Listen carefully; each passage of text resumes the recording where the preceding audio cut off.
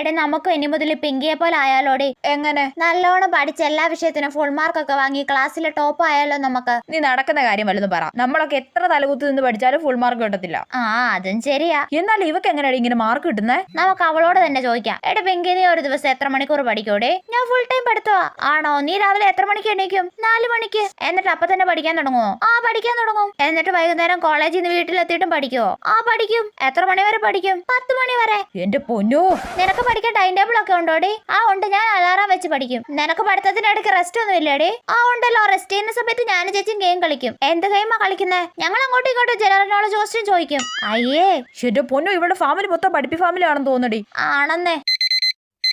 അതെന്താടി പിങ്കി, കോളൊക്കെ വരുന്നുണ്ടല്ലോ. ലവറാണോ? ലവ് ഒന്നും എനിക്കിഷ്ടല്ല. ഇതെനിക്ക് അടുത്ത വിഷയം പഠിക്കാനുള്ള അലാറം അടിച്ചതാ. എടി, ഇവിടെ റോബോട്ടോ മറ്റോ ആണെന്ന് തോന്നടി. ആണെന്നേ. എന്റെ പൊന്നോ, നമുക്ക് ഇങ്ങനെയൊന്നും പഠിക്കാൻ പറ്റത്തില്ലടി. അത് ഉറപ്പല്ലേ?